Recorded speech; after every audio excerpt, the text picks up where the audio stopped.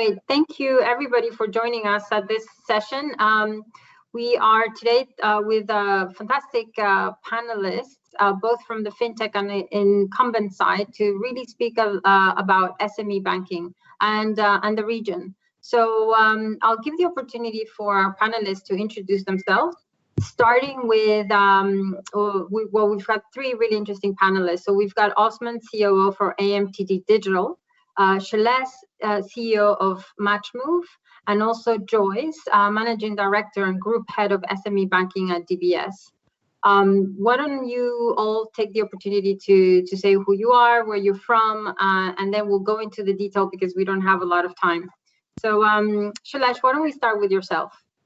Sure, thanks, Pauline. So great to be here. Founder and CEO of MatchMove. We're a Singapore headquartered FinTech operational across 7 countries. We started out MatchMove Pay, or a journey into FinTech, because we found a fundamental problem with payments and virtual banking about 6 years ago. Prior to that, we used to be an entertainment platform powering B2B brands across the region, had millions of users, but found most of them could not make purchases online. They didn't have that magic 6-digit, but didn't have a virtual account, resorting to cash and alternative payment. We did speak with a number of incumbent banks at the time, tried to look for different ways in which we could solve for it. Found there were many issues that we would face in terms of having a pan-Asian approach. So we then decided to pivot into what is now known as banking as a service, which basically means that we provide a layer to brands to be able to pull essential services, create an account, issue a card, provide different form factors for spending, for remitting overseas, and over time build a credit score against which they can borrow. We're B2B, so you don't know of MatchMove, but you do know of perhaps many of our customers and organizations. We have about 80 to 90 organizations across the region who use us, and they basically like to come to us because we offer flexibility, access to data, safety, but without the dependencies that come up with in working with incumbent banks today.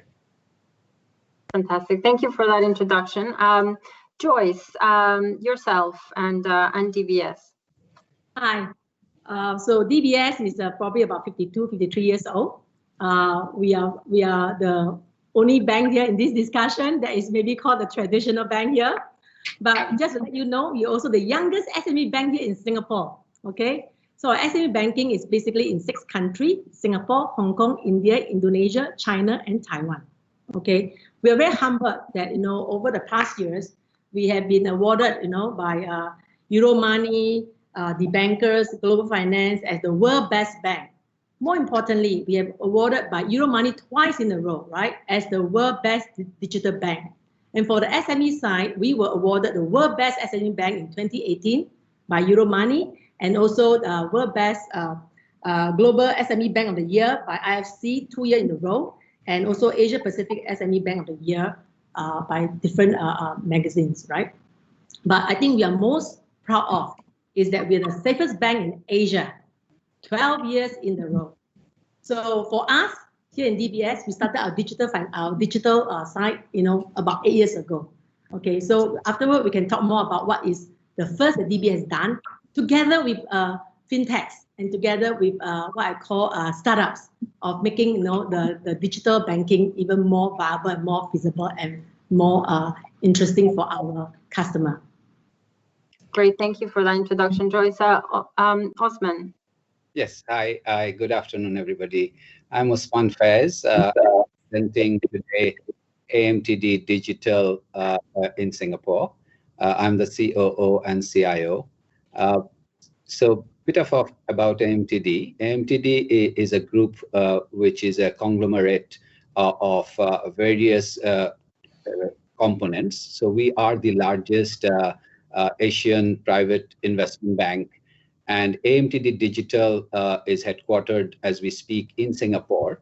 And what we do is a largest expansion of the AMTD financial services as part of our ecosystem approach.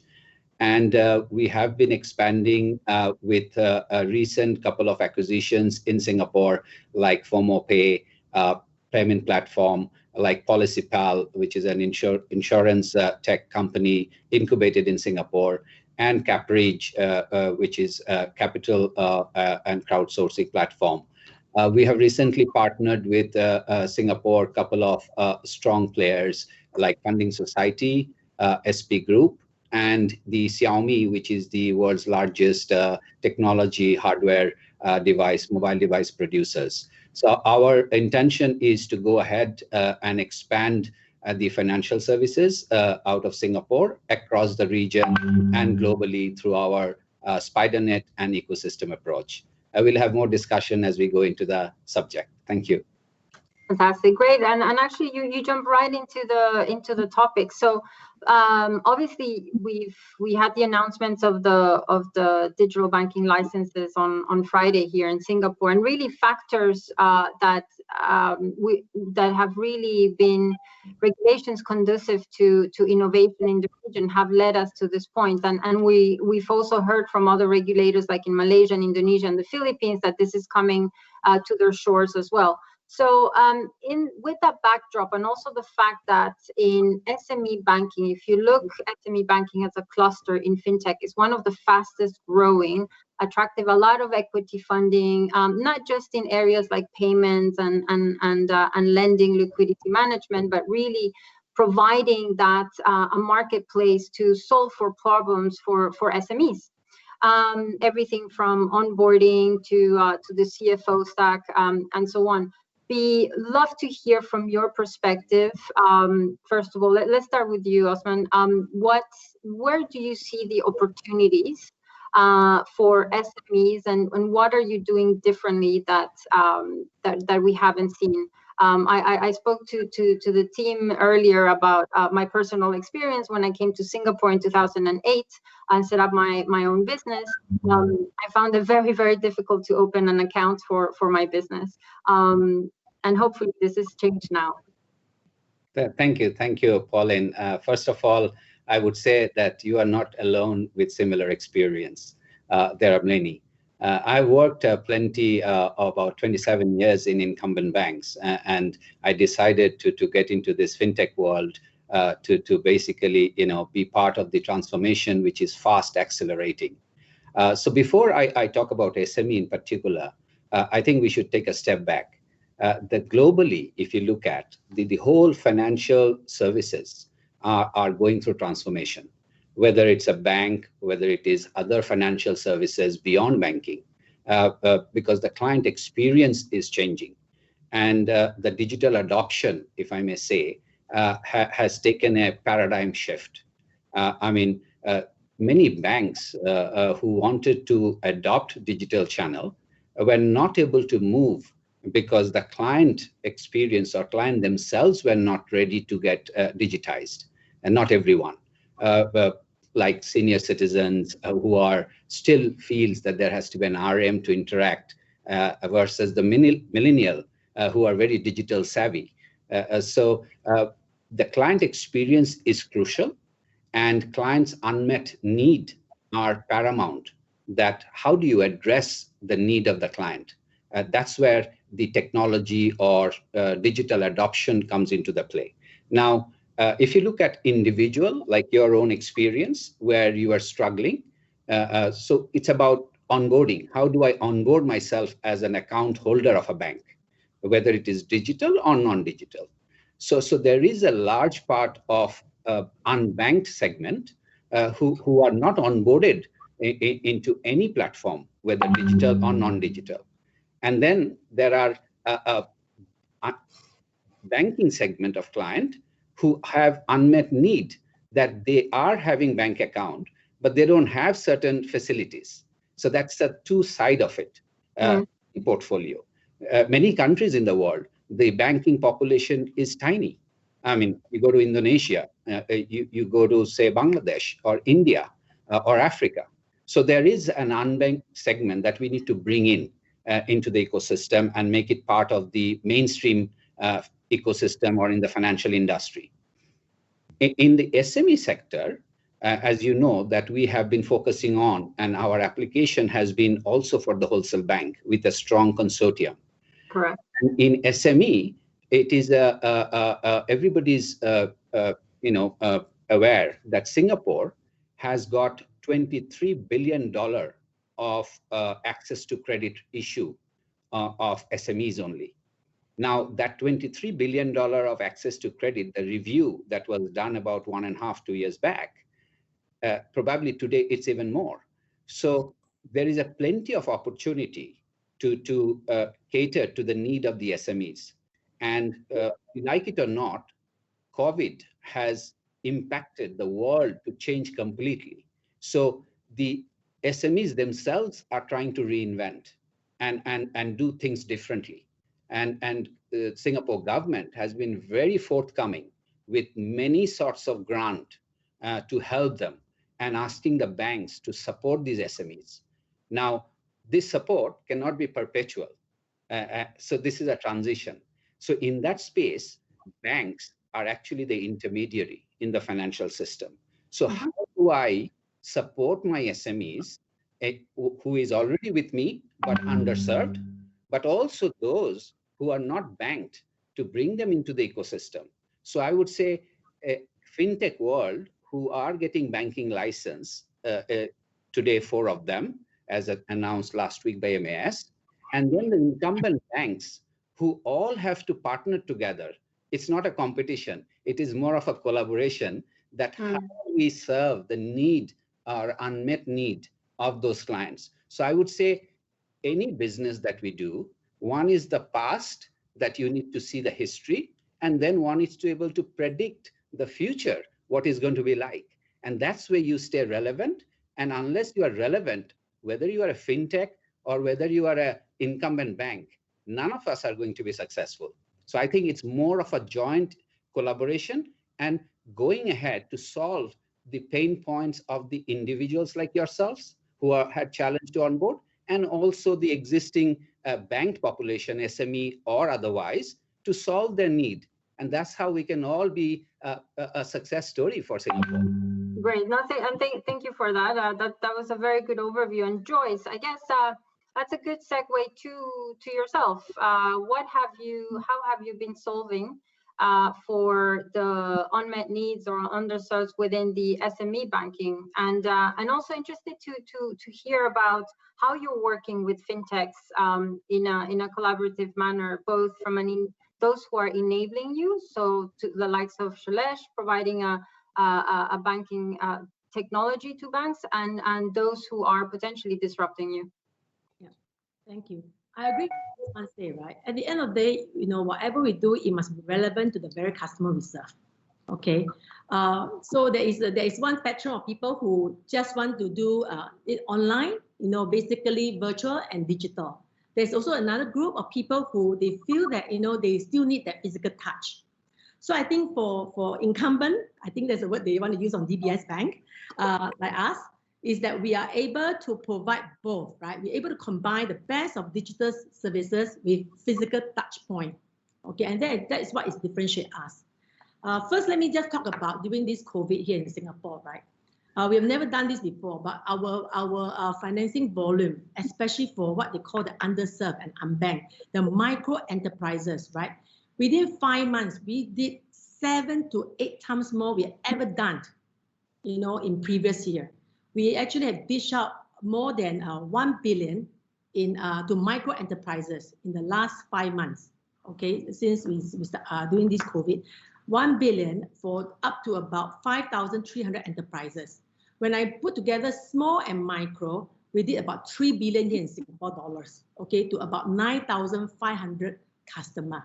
That is the thing that, when you imagine, and during COVID, we work with the government to ensure that we are able to service them end to end, right? Without them having to come and touch our physical branch, having to able to accept the loan financing packages, digitally and remotely. And that we were able to imagine from them end to end. So today, we are the first in the market that we just came out to able to do biometric on account opening. Already in the past, we are able to basically for Singaporean with SingPass, we are able to actually onboard them digitally already. But now we are able to even on top of that enhance it with biometric. And along the same time, we are the first bank to partner people like JD Logistics to provide supply chain financing here in China and Hong Kong for those SME that do cross-border e-commerce import business. We're also the first in Asia to launch this real-time tracking of cross-border collection to provide greater convenience to SME. Our business class that span across the 6 markets we have about 380,000 members in our business class, whereby we exchange information and people can get in there and actually attend our SME Academy and our webinars where we bring forth to them, digitally, all the experts that talk about digital marketing and how they can go on classes to learn how to do accounting, how to apply for loans and things like that. For partnering with FinTech, we actually do this about 3 years ago, this thing called Startup Exchange, right? Whereby we introduced about 350 startups to actually look at our internal opportunities of solutions that we need from FinTechs. To date, we have about 45 of them that have proof of concept and 15 that actually go into deploy into actual production. In fact, we were the first about 7 years ago that we started with a lot of P2P lender that actually help them and work with them to actually do financing. So for those customers where they have the risk appetite for, they will actually use the platform, and we also refer customers that we cannot bank to them, and then they will go ahead and bank them.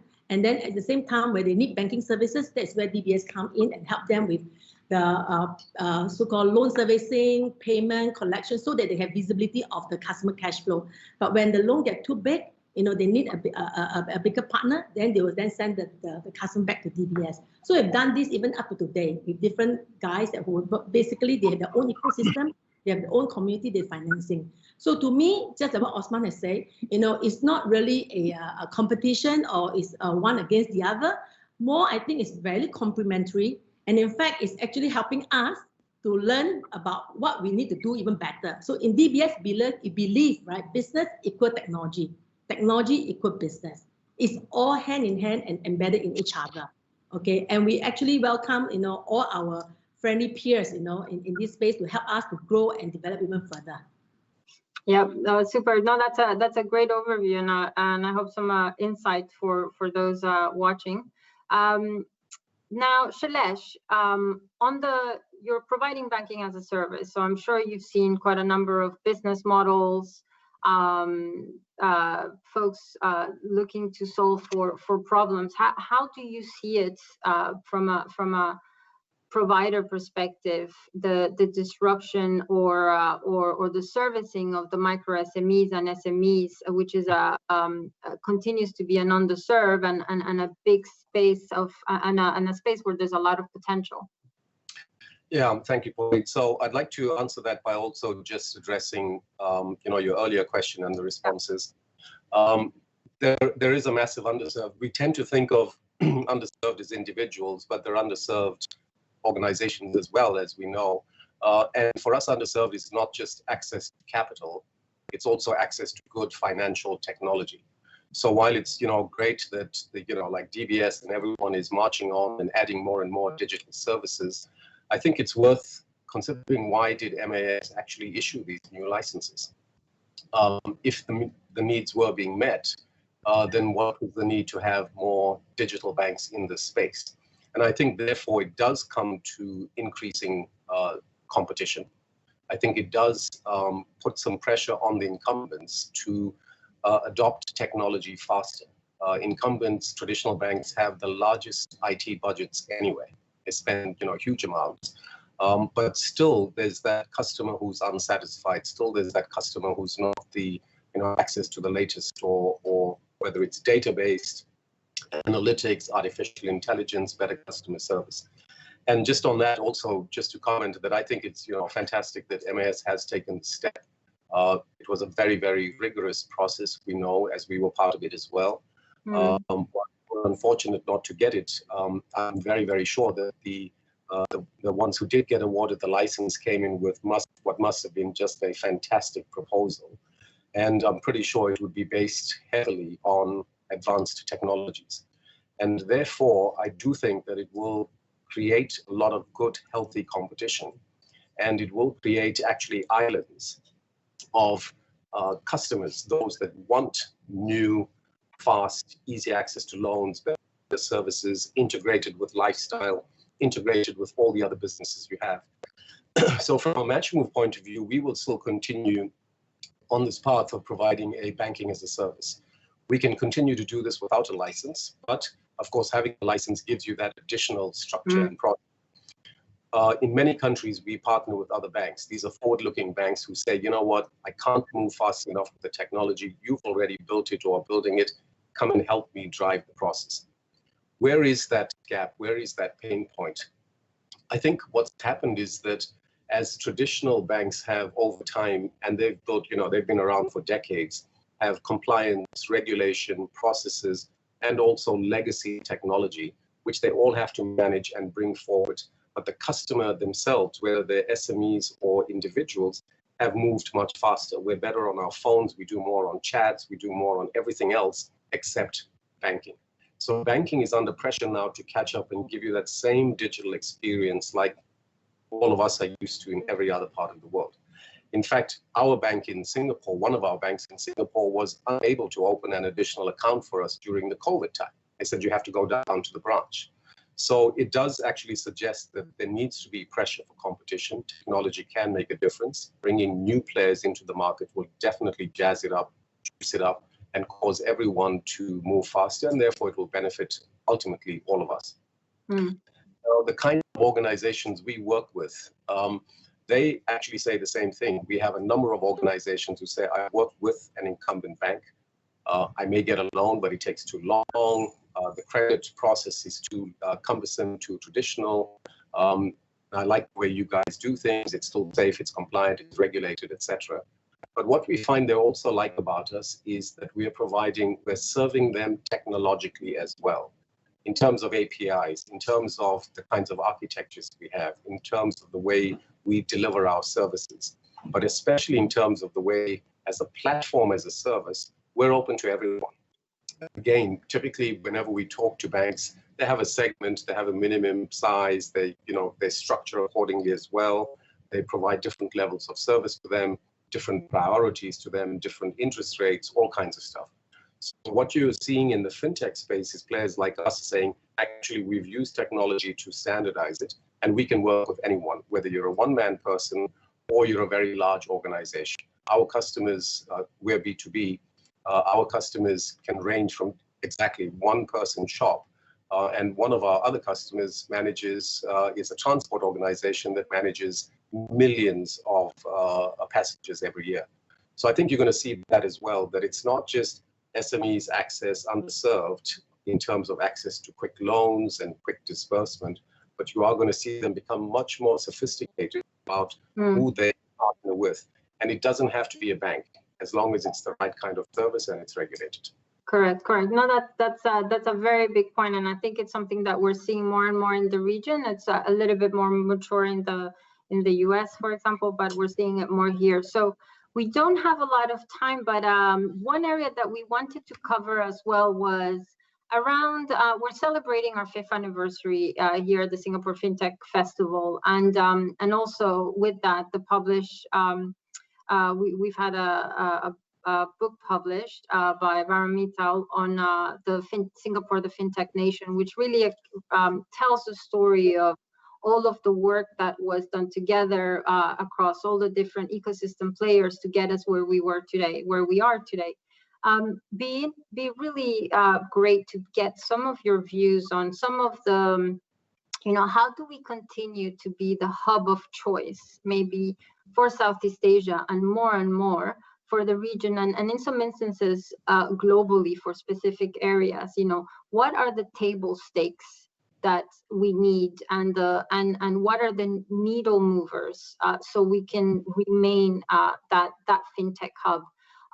Osman, why don't I start with you, and we'll keep that order. Obviously, you must have seen something. AMTD Digital must have seen something in Singapore, and you made an investment a few months ago that really clearly sends a message, and that this is a hotspot in the region, and somewhere where you've raised some funding to reinvest back into the ecosystem. So in your opinion, what do we do next? What is the next 5 years? Thank you. It's a great question. I hope I had a magic answer. But honestly, if you just look back at the way this Singapore FinTech Festival, as an example, it is now the world's largest FinTech festival with so many participants coming in. So it has gone to 4 years into this scale. And AMTD has been the lead grand sponsor who believed in this idea, not today, but for last 4 years that we have been partnering and sponsoring this, even this year too. And we have committed to do that for next at least 3 years. So definitely there is a strong commitment from our side.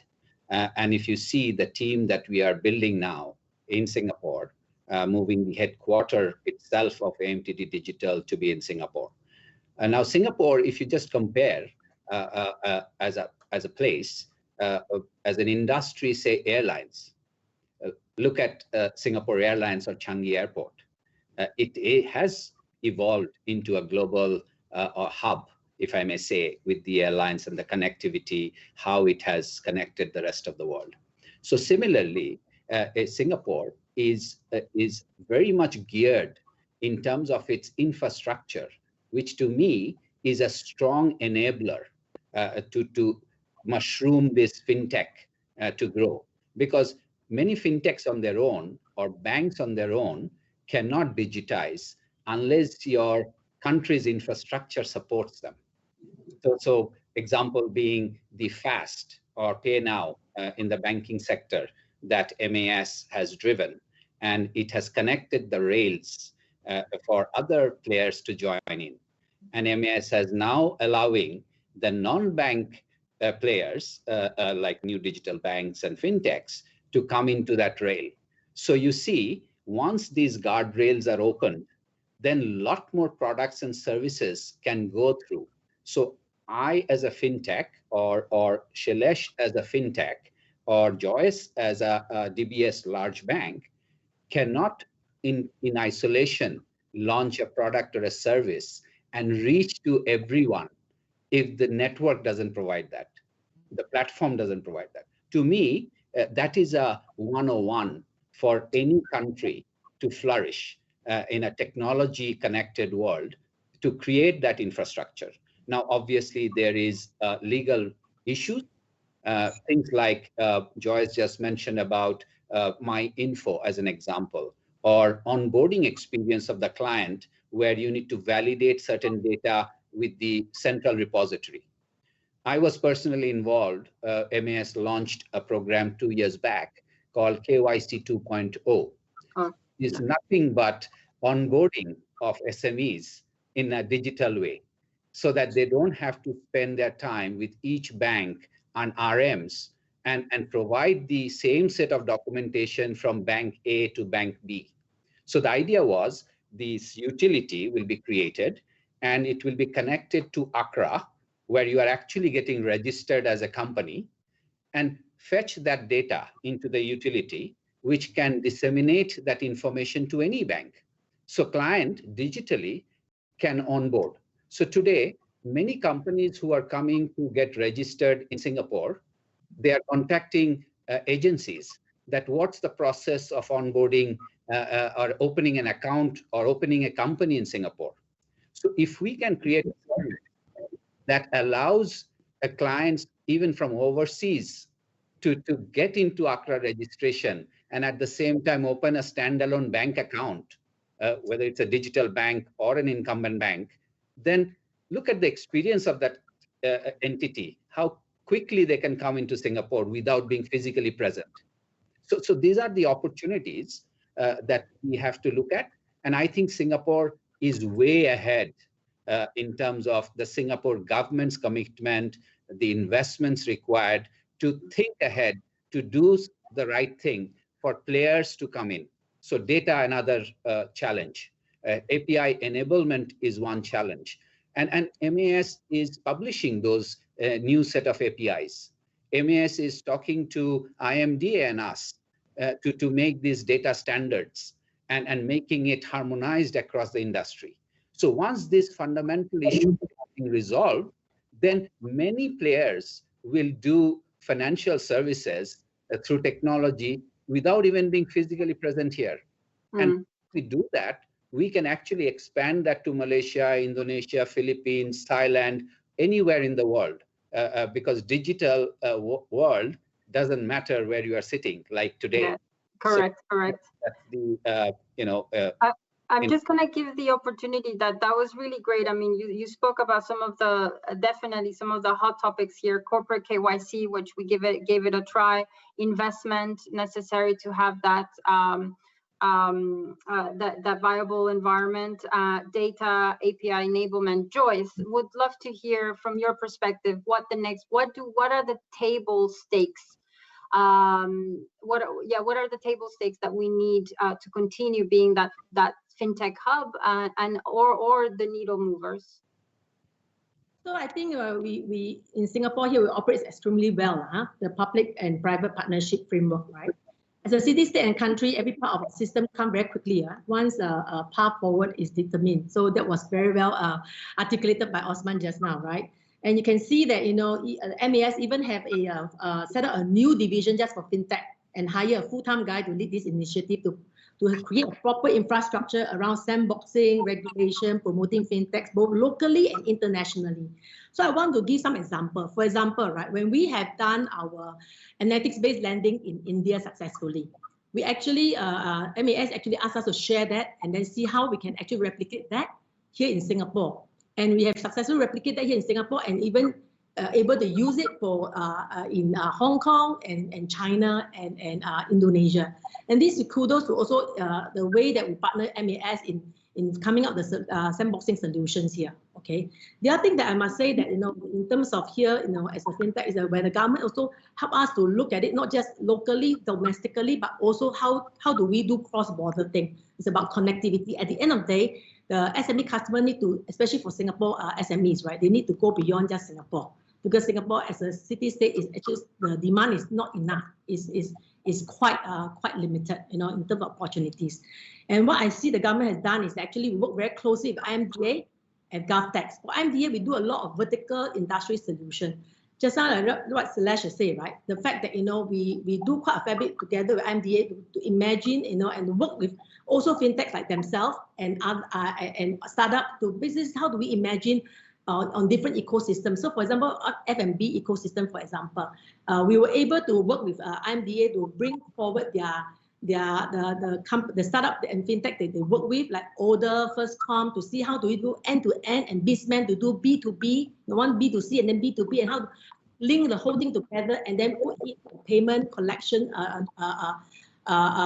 solution, at the same time financing solution to help them, and at the same time how do we onboard a customer digitally without having them to come to the branch. So these are all kudos to the private and public partnership, right? And in logistics, for example, right? So sorry, Joyce, that's really great, and it gives a good overview of what we've done. Shailesh, I know we don't have a lot of time, but really want to give you the opportunity because obviously you've lived through it. Thank you. I know it's a minute to go, so I'll go straight in. Fantastic work by Singapore FinTech Festival, put us on the map, helped FinTechs like us because it's brought so many people here over the last many years and just done wonders for our business as well as it has for other FinTechs. The one thing I would ask, while there's investment track, startup track, all these other tracks, we need a regulated track where we bring all the regulators together and get to passporting in Southeast Asia like they have done in Europe. If we can get regulatory standardized across the region, it will completely move the needle right to the end. Perfect. Thank you. That's fantastic. Thank you, everybody. Well, with that, we conclude not so FinTechs versus not so incumbents, but a great overview during that short half an hour. And thank you to all my panelists. Joyce, Osman, and Shailesh, and have a great afternoon and enjoy the next session, the rest of the sections. We have a packed afternoon and rest of the week. Thank you. Thank you. Thank you.